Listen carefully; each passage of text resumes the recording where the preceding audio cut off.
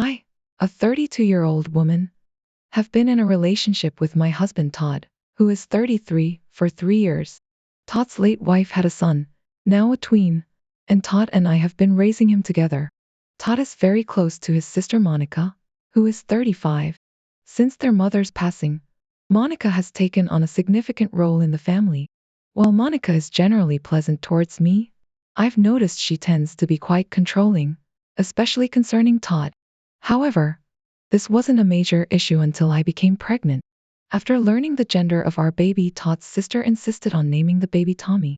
However, I had already chosen a different name that I preferred. Todd liked my choice, but he remained neutral during the disagreement, suggesting we let Monica have her way. I stood firm, requesting that she respect my wishes as the mother of the child. She agreed, albeit reluctantly. This year, Monica is hosting Christmas dinner for the family and invited Todd and me to join. Initially, I planned to attend until I discovered that she had hung stockings with the names of her children, nieces, and nephews, including one labeled Tommy for my unborn son. I was furious and confronted her about it, leading to a heated argument. I made it clear that I wouldn't attend her Christmas dinner unless she removed or corrected the stocking. Then, I left. When Todd and I returned home, he expressed his frustration, accusing me of trying to disrupt an important family tradition by refusing to attend. He felt I was overreacting and shouldn't dictate Monica's actions in her own home. Despite his attempts to convince me otherwise, I stood my ground, insisting that I wouldn't attend unless the stocking issue was resolved. Now, Todd seems distant, and our communication is limited to messages relayed through Monica's husband, Philip.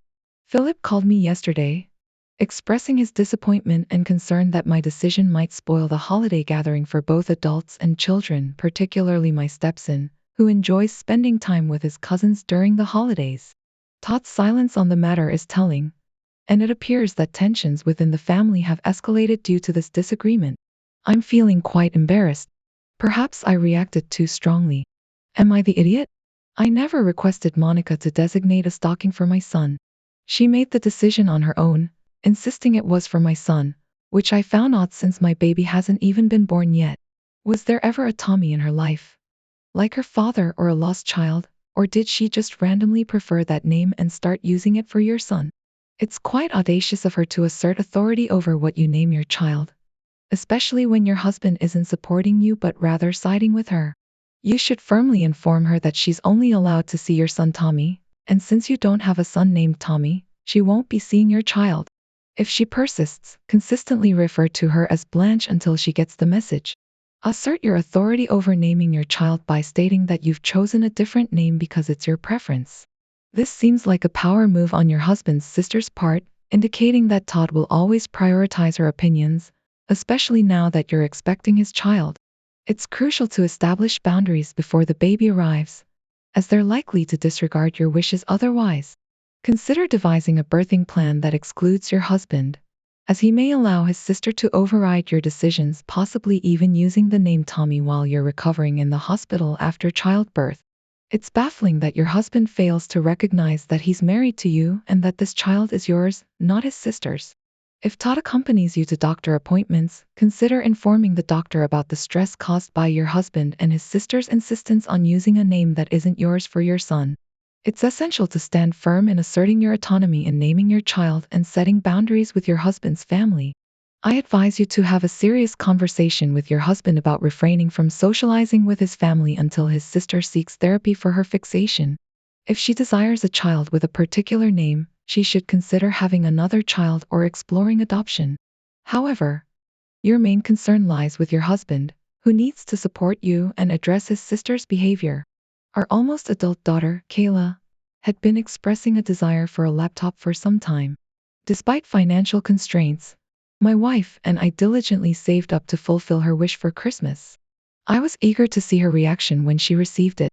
However, when I returned home from work one day, I found Kayla upset, my wife in a sour mood, and our teenage son, Martin, looking pleased.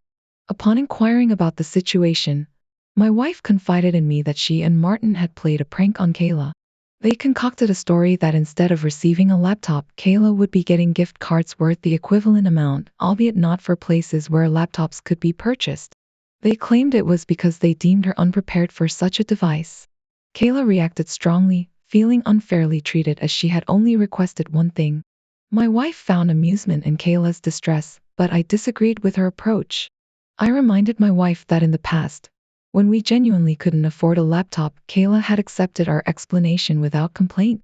It appeared that the issue stemmed from the perception that we could afford it but chose not to. I questioned the wisdom of the prank and criticized my wife for involving Martin, deeming it immature behavior. I firmly stated my decision not to return the laptop, emphasizing that Kayla's reaction did not warrant such a drastic response. My spouse and I are currently at odds over a recent incident involving our daughter, Kayla. It all started when I decided to play a harmless prank on Kayla with the help of our son, Martin. The prank, however, backfired, and Kayla ended up feeling hurt by it.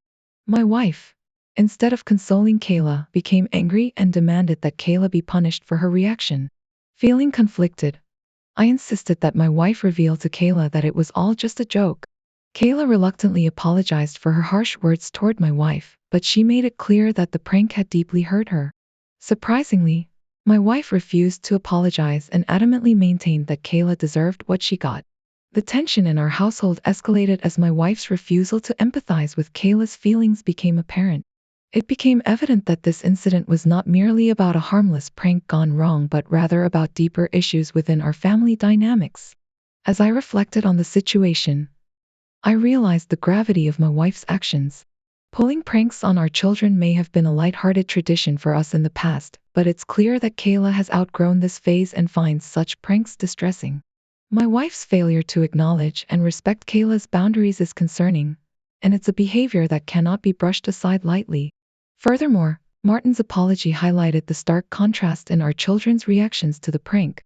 While Martin saw the humor in it, Kayla was deeply hurt, indicating that our parenting approach needs to be more sensitive to each child's individual needs and preferences. In the midst of this turmoil, it's crucial for us to prioritize open communication and understanding within our family. Rather than dismissing Kayla's feelings or resorting to punishment, we need to address the underlying issues and ensure that Kayla feels heard, valued, and respected. Last year, my brother tied the knot with Sally, who has a preteen daughter named Mindy. It was their inaugural Christmas celebration with us, and it appeared they were enjoying themselves. On Christmas Eve, all the kids bunked down in the finished basement for the night. We instructed them not to open any gifts until we were up and about, reiterating this directive multiple times. After ensuring the children were asleep, we placed all the gifts under the tree and retired to bed ourselves. The next morning, around 6 o'clock a.m., I rose early and made my way downstairs. To my dismay, I found the living room in disarray. Half of the gifts had been unwrapped, some torn from their packaging, and Mindy was engrossed in playing with toys, many of which weren't hers, as they were labeled. I was taken aback. I fetched my brother and Sally, along with the other adults, to assess the situation. Sally was mortified, and my mother was understandably upset. Since the other kids were still asleep, we tried to salvage what we could while Sally had a discussion with Mindy. Unfortunately, some toys were beyond repair, and Mindy had even damaged a couple that weren't hers. Despite the mishap, not all was lost, and thankfully, most of the children didn't notice the damage. However, my nephew, Sally's son, had one of his prized gifts destroyed, leaving him disheartened. While everyone else delved into their presents, he was left waiting for a replacement. To their credit, Sally and my brother promptly reimbursed everyone for the damages. Mindy eventually joined the festivities, offering her apologies but also making excuses. She claimed she couldn't wait and wanted to see what everyone else had received. As we gear up to gather at my parents' place again this year, I proposed in our group chat that we take precautions by either locking the door to the living room or erecting a gate around the tree to prevent a repeat of last year's incident. I didn't single anyone out by name. I made it clear that it was a general precautionary measure for all the kids. Sally and my brother got upset, accusing me of treating Mindy like a child or a pet. I assured them that wasn't my intention, but rather to prevent any temptation for any of the kids. They argued it wasn't necessary and accused me of holding Mindy's past mistake over her head. I refuted this, explaining that I simply wanted to ensure we didn't encounter a similar situation again. Mindy doesn't have ADHD, but even if she did, My daughter has ADHD, and both my sister's children are on the spectrum. They should know better. While I don't believe Mindy acted with malice, I do think precautions need to be taken. My parents agree with me, but my brother remains upset, believing I planted the idea in their heads. I don't think I'm in the wrong here. It's not just about Mindy, although her actions did cause havoc last Christmas and resulted in damaged toys. We have several young children, all of whom struggle with impulse control. Locking the door or putting a gate around the tree seems like a logical solution to prevent any mishaps. Any child could be tempted by the allure of beautifully wrapped presents under a glowing tree. Sally, the fact remains that half of the Christmas presents were opened prematurely, resulting in you and your husband having to foot the bill for replacements. Wouldn't it be better to lock the room than risk a repeat scenario? I fail to comprehend why my brother and sister-in-law are so opposed to this idea. I'm not suggesting we imprison Mindy or subject her to public humiliation.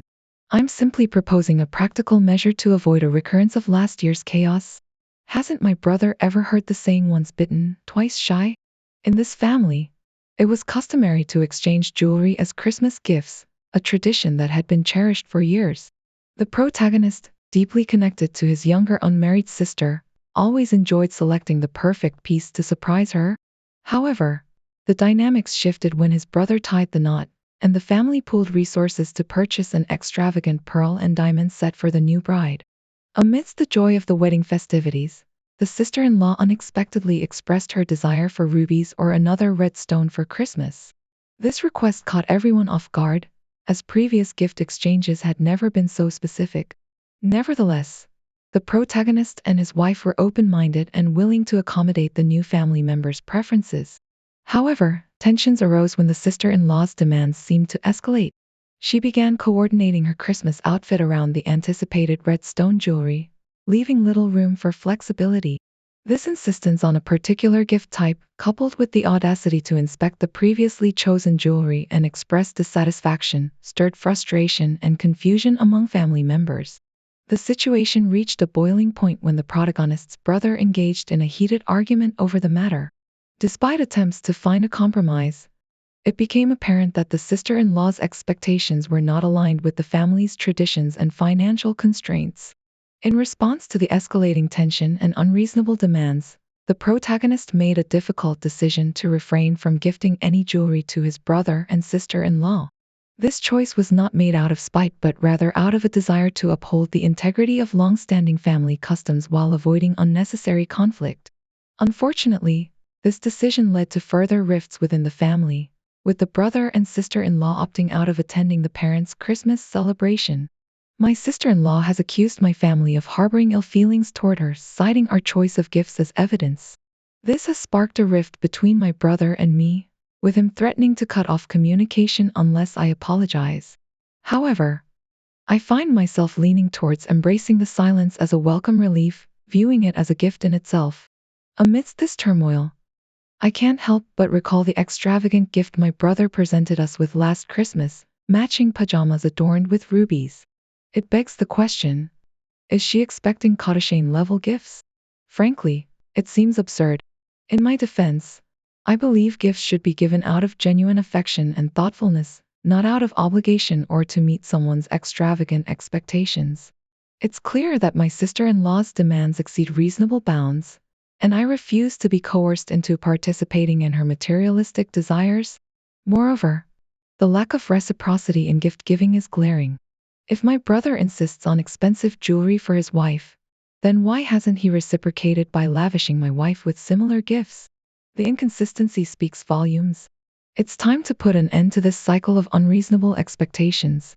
I refuse to be held hostage by my sister-in-law's demands for opulent gifts, and I'm prepared to stand my ground, even if it means enduring my brother's displeasure.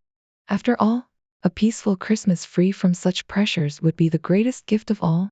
I must admit, the temptation to reciprocate by gifting your new sister-in-law the same extravagant ruby-colored pajamas your brother bestowed upon your wife is quite enticing.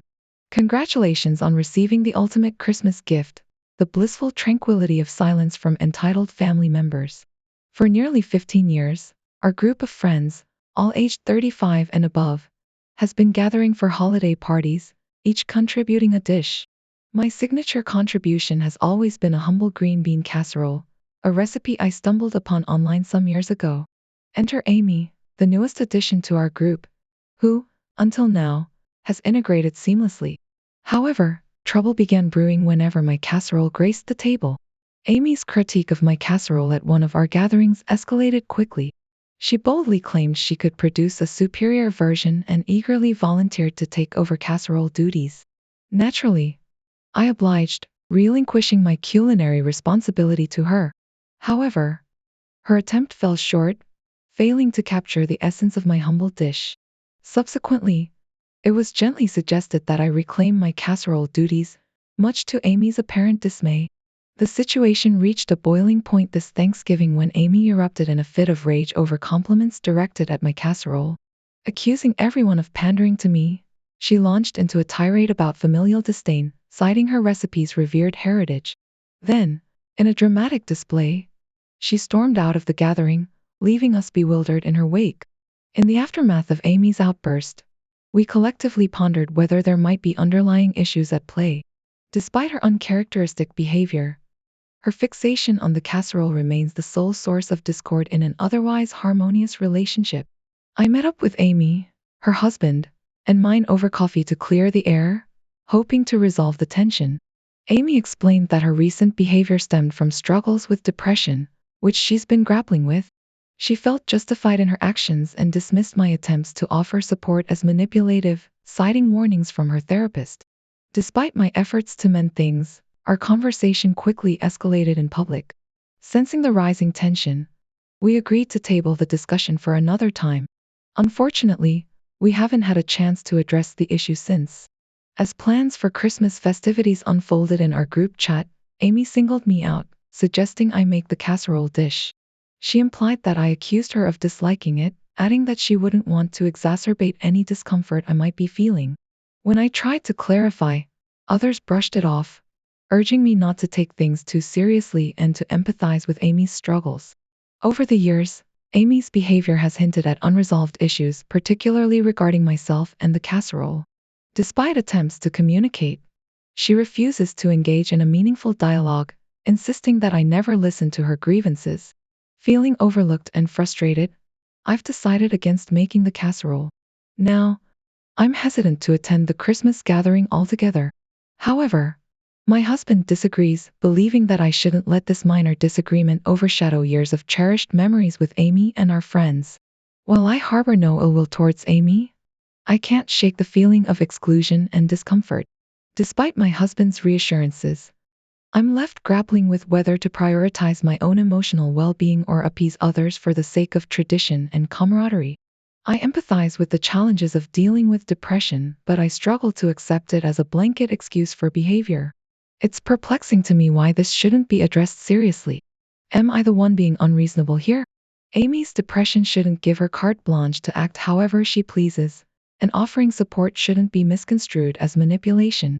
In fact, it's often the first step in helping a friend navigate their mental health struggles. Your husband's perspective about not excluding yourself from enjoyable gatherings is valid. However, it's equally valid for you to prioritize your emotional well-being. You're not at fault here.